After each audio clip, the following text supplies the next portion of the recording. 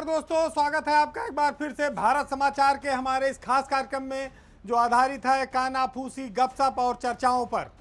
तो कई सारी रोचक खबरें हैं, चलिए शुरू करते हैं पावर सेंटर।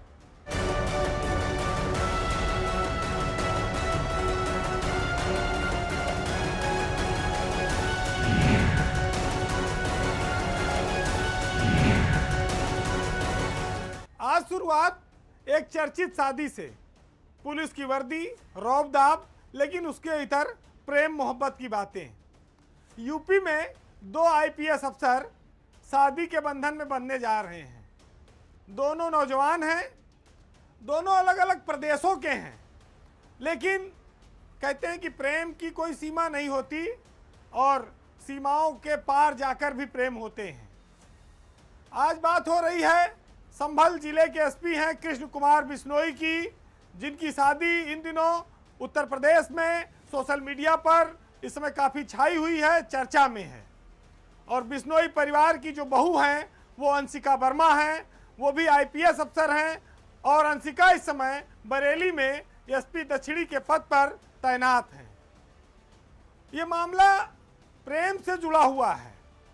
हालांकि शादी अब परिवार की रजामंदी से हो रही है, लेकिन बात 2023 की है, जब कृष्ण कुमार बिश्नोई गोरखपुर में मुख्यमंत्री के जिले में एसपी सिटी के रूप में तैनात थे और वहीं पर अंशिका वर्मा भी अंडरटेनिंग आईपीएस अफसर बनकर आई थी।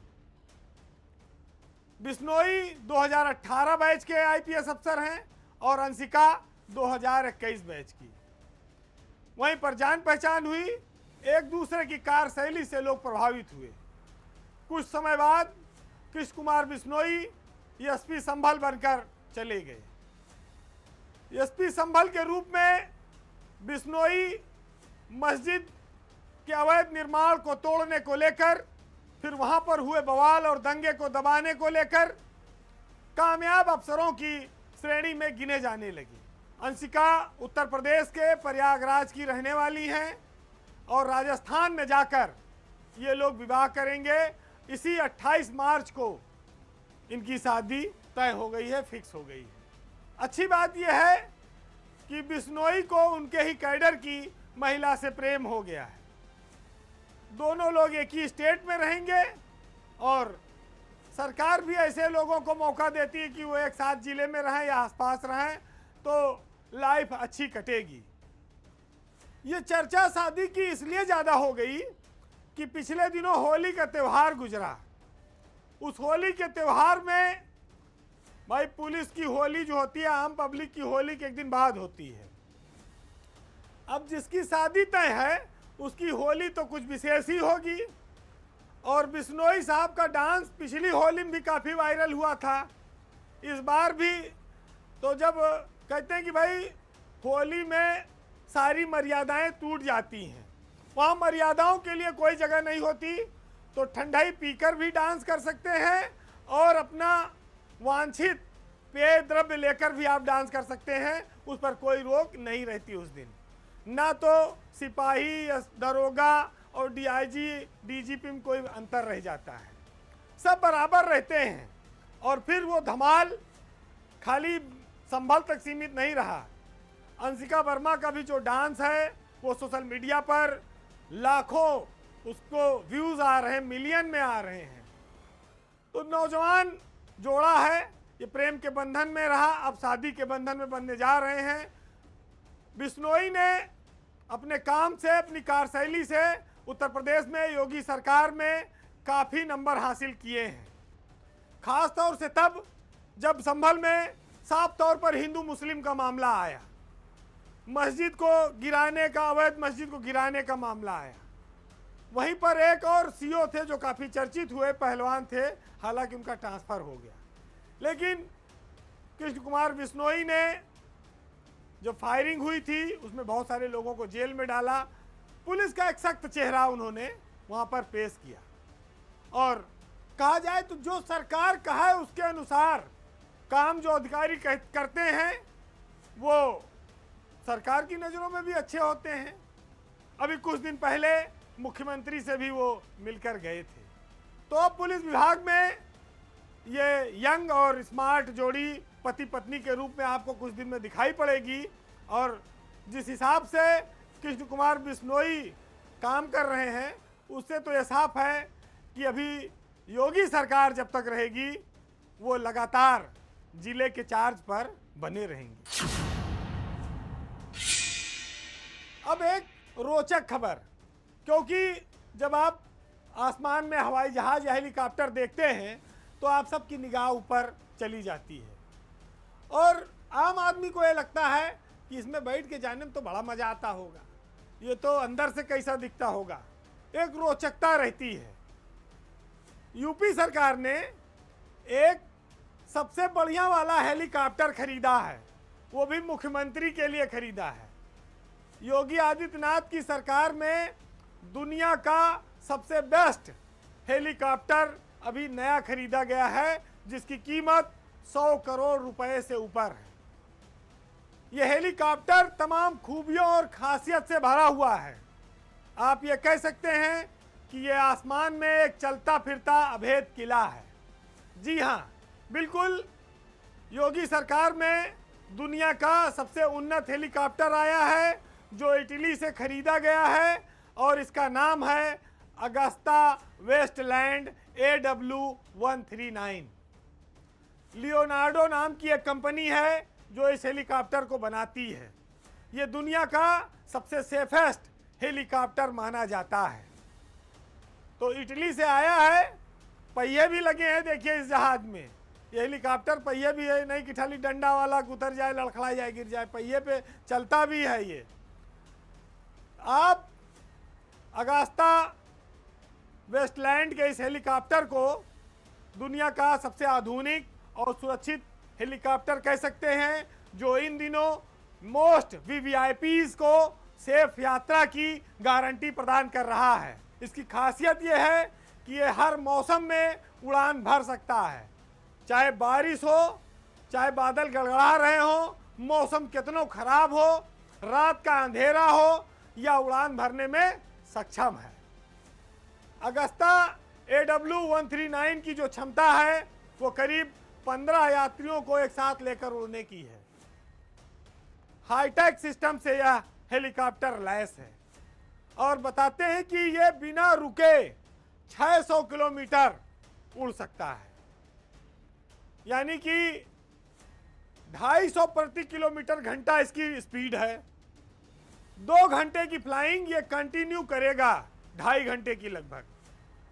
और इसमें डबल इंजन लगा है, यानी कि अगर एक इंजन खराब हो जाए, बंद हो जाए, तो दूसरा इंजन बिना रुके काम करता रहेगा, उड़ान भरता रहेगा और VVIP जहां तक जाना चाहेगा वहां तक जा सकता है। यानी कि इमरजेंसी लैंडिंग कराने की कोई जरूरत नहीं पड़ेगी। तो मुख्यमंत्री के लिए जो नया हेलीकॉप्टर उत्तर प्रदेश में आया है, इसमें कई सारी खूबियां और खासियत हैं, होना भी चाहिए, क्योंकि VVIPs की जीवन की जो सुरक्षा है वो हम लोगों ने देखा है कि कई बार अभी महाराष्ट्र के डिप्टी CM से लेके इससे पहले कई सारे हादसे हुए। तो जितने ही सेफ ये जहाज होंगे उतना ही खतरा कम होगा। अगस्ता वेस्टलैंड का यह हेलीकॉप्टर क्रैश सेफ्टी सिस्टम से लैस है। बताते हैं कि इस सिस्टम की वजह से अगर कोई खतरा होता है तो वो इससे बचाता है। दूसरी बात यह है कि इस हवाई जहाज में बुलेट प्रूफ है पूरी बॉडी, अगर नीचे से कोई गोली भी मारे तो इस पर कोई असर नहीं पड़ेगा। इसके ग्लासेस भी सब बुलेट प्रूफ है। और अगर कहीं रास्ते में जाते समय तेल कम पड़ जाए, ख़त्म हो जाए, तो इस हेलीकॉप्टर में तेल हवा में ही भरा जा सकता है, ये भी खासियत है। वैसे भी आप देखते होंगे जब लोग हेलीकॉप्टर में बैठते हैं तो कान में लगा लेते हैं, वो इसलिए लगाते हैं, कोई गाना नहीं सुनते। हेलीकॉप्टर में आवाज़ बहुत होती है बाहर से जब वो उड़ता है, लेकिन इस हेलीकॉप्टर की खासियत ये है कि इसमें उस बाहर की आवाज़ अंदर नहीं जाती है। तो टेक्नोलॉजी और आधुनिकता का ये जहाज़ एक संगम है और इसकी उड़ान भरने से पहले इसकी तकनीकी को जानने के लिए पायलटों का एक दल इटली भी भेजा गया था और वहाँ पर लोगों ने इसका काफ़ी समय तक अध्ययन किया, फ्लाइंग की, तब जाकर ये जहाज़ उत्तर प्रदेश आया है। प्रधानमंत्री, मुख्यमंत्री, बहुत सारे वीवीआईपीज, दुनिया के और सारे राष्ट्राध्यक्ष इस हेलीकॉप्टर का इस्तेमाल करते हैं। उत्तर प्रदेश जैसे विशाल राज्य का नेतृत्व करने वाले योगी आदित्यनाथ के लिए सुरक्षा सबसे बड़ी प्राथमिकता है और इस जहाज के हेलीकॉप्टर के खरीदने के बाद से मुख्यमंत्री की जो यात्रा है वो काफ़ी सेफ हो गई है। अब उनको लामार्टियर एयरग्राउंड से उड़कर अमौसी एयरपोर्ट जाने की ज़रूरत नहीं है, वो यहीं से उड़ें और सीधे दिल्ली उतरें इसी हेलीकॉप्टर से। अब हवाई जहाज़ से दिल्ली की यात्रा करने की बहुत ज़्यादा आवश्यकता नहीं पड़ेगी। अब बात यूपी की एक बहुत चर्चित खबर की, जिसके बारे में आप सब लोग भली भांति परिचित हैं, जानते हैं। एक पिक्चर आई थी कि राम तेरी गंगा मैली हो गई, पापियों के पाप धोते धोते। यूपी में भ्रष्टाचार के आरोपों में निलंबित आईएएस अफसर अभिषेक प्रकाश आखिरकार बहाल हो गए हैं। हाईकोर्ट द्वारा इन्वेस्ट यूपी के मामले की एफआईआर निरस्त करने के बाद से ही ये तय था, माना जा रहा था कि जल्द ही अभिषेक प्रकाश के सारे पाप धुल जाएंगे और वही हुआ। ठीक 1 साल बाद अब वह नौकरी में वापस आ गए हैं।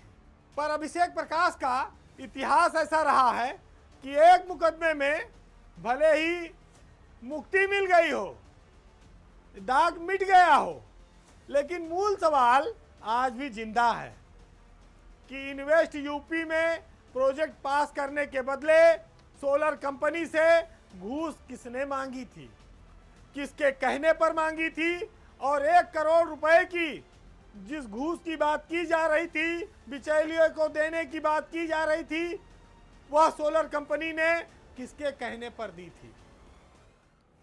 सबसे बड़ा सवाल यही है।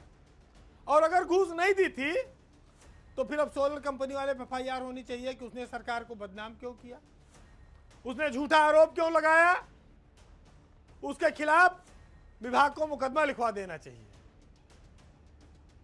और इस पूरे प्रकरण में एक बात जो सबसे महत्वपूर्ण है वो ये है कि ये तय होना कठिन हो जा रहा है कि दोनों में सच्चा कौन है और झूठा कौन है। वैसे हर कोई जानता है जाहिर तौर पर कि सच्चा कौन है, लेकिन जब अदालत ने ही एफआईआर पेश कर दी तो अब तो कुछ तो आरोप लगाने वाले पे कार्रवाई हो। आपने देखा होगा कि जब ये घटना हुई थी तो कितना हंगामा मचा था। कहते हैं कि सरकार ने कहा 0 टॉलरेंस है, अभिषेक प्रकाश जेल जाएंगे, लेकिन देखिए आज 1 साल बाद पीछे मुड़कर पूरा मामले मिट्टी डाल के समतल कह दिया गया, मुकदमा लिखा गया, एसआईटी बनी, लेकिन एसआईटी वाले गोमती नगर थाने जाएं, सवेरे एफआईआर ले आवें और दिन भर पढ़ें और शाम को अपने घर चले जाएं। एफआईआर पढ़ के 1 साल बिता दिए और घर चले गए, एक लाइन आगे नहीं बढ़े। फिर किस काम की एसआईटी? मुकदमे में ढिलाई बरती गई। क्यों बरती गई? जिससे कि अभिषेक प्रकाश को फायदा मिल सके। आज ये बात साफ हो चुकी है कि आईएएस अफसर अभिषेक प्रकाश को बचाने के लिए ब्यूरोक्रेसी के बड़े बड़े ओहदेदारों ने पर्दे के पीछे से काफी खेल किया, काफी मदद की। और ये बात भी लोगों को सोचने पर मजबूर होना पड़ता है कि भारत में आईएएस बनने के कितने फायदे हैं। सरकार हो, अदालत हो, सब इन पर कृपालु बने रहते हैं। इतनी जब कृपा होगी तो सब कुछ करने के बाद भी लोग बच के निकल आएंगे, तो फिर ईस्ट इंडिया कंपनी की तरह हो गए ये सब कि भारत को चूसते रहो और पैसा विदेश में लगाते रहो। आईएएस अफसरों का हाल ये है कि ये महल जैसे बंगलों में रहते हैं। इनके पास इतनी दौलत, इतनी संपत्ति कहाँ से आती है, इसकी कोई जांच नहीं होती। अभिषेक प्रकाश उत्तर प्रदेश के एक बदनाम और भ्रष्टाचार में चर्चित आईएएस अफसर रहे हैं। ये दाग कभी उनके ऊपर से नहीं हटेगा। उनके ऊपर चरित्र को लेकर भी बहुत सारे आरोप लगते रहे हैं। लखनऊ में डीएम रहते, वीसीएलडीए रहते दोहरे चार्ज में, जो उन्होंने भ्रष्टाचार की सीढ़ियां चढ़ी और मानक तोड़े, वो तो शायद ही अब कोई उस पर अपना नाम लिखा पाएगा। लेकिन बड़ी हैरत और इस ब्यूरोक्रेसी के लिए लज्जा की बात है कि 70 चूहा खाने वाली बिल्ली अब खुद को हज पर जाने की बात कर रही है। अभिषेक प्रकाश जैसे लोग जनता की सेवा के लिए नहीं, ईस्ट इंडिया कंपनी की उस सर्जेंट की तरह हैं जो बगल में पिस्तौल लगाकर, वर्दी पहनकर इस देश के लोगों से घास भी बिचवा लेता था, डंडे मारकर, कोड़े मारकर वसूली करवा लेता था। लेकिन दुर्भाग्य इस बात का है कि जिनसे सबसे ज्यादा उम्मीद होती है आपको, वहीं पर आपको निराशा भी मिलती है। अब एक ऐसी खबर जिसको सुनकर आप हैरत में पड़ जाएंगे कि बीजेपी की सरकार में अफसर किस कदर मनमानी कर रहे हैं। जो 9 साल में नहीं हुआ वो अब कर दिया लोगों ने। बात पीडब्ल्यूडी महकमे के है, उनके अफसरों की है और उनके भ्रष्टाचार की है। आखिरी साल में जब चुनावी साल आया तब पीडब्ल्यूडी के अफसरों ने टेंडर मैनेजमेंट का बहुत बड़ा खेल कर दिया है, हजारों करोड़ का खेल कर दिया है। और अजय चौहान जो पीडब्ल्यूडी में पिछले 3 साल से प्रमुख सचिव बने हैं, वीके सिंह जो उत्तर प्रदेश में पीडब्ल्यूडी विभाग के सलाहकार हैं, इन लोगों ने ऐसे कारनामे कर दिए कि पूरे प्रदेश में हाहाकार मचा हुआ है। टेंडर मैनेजमेंट का खेल खुलेआम। हैरत की बात यही है, पिछले दिनों अचानक से चर्चा शुरू हुई कि पीडब्ल्यूडी में 25 करोड़ के ऊपर के सारे टेंडर मैनेज होने लगे हैं। ये बात जब सामने आई तो ठेकेदार मंडराने लगे, घूमने लगे, भागने लगे तेजी से। पता चला कि इसमें विभाग के शीर्ष लेवल के सलाहकार और पावरफुल लोग शामिल हैं, जो पैच मिक्स प्लांट के नाम पर सीधे जिलों में अधीक्षण अभियंताओं को लिस्ट भेज रहे हैं, सूची कि ये सड़क इनके नाम पर, ये सड़क इनके ठेकेदार के नाम पर। ना कोई कंपटीशन, ना कोई समस्या, सीधे फुल रेट पर काम अलाट। और अगर आपके पास सपोर्टिंग नहीं है तो उसी विरोधी ठेकेदार से वो सपोर्टिंग भी दिला देंगे कि तुम्हें दूसरा काम देंगे, उसमें तुम इनको सपोर्ट कर देना। जो दूध का धुला होने का नाटक कर रहे थे वो सब कीचड़ में इस बार सने पाए गए हैं। टेंडर मैनेज किए गए, फुल रेट पर दिए गए, सैकड़ों करोड़ का खेल हो गया। विधायकों ने यहां तक कहा कि इसमें तो 4% कमीशन ले लिया गया। कहने वाले यहां तक कहते हैं कि पीडब्ल्यूडी विभाग इस बार ठेकेदारों के सामने एकदम नंगा हो गया। वीके सिंह यानी कि विजय कुमार सिंह को सरकार ने अभी फिर 1 साल के लिए सेवा विस्तार दिया है।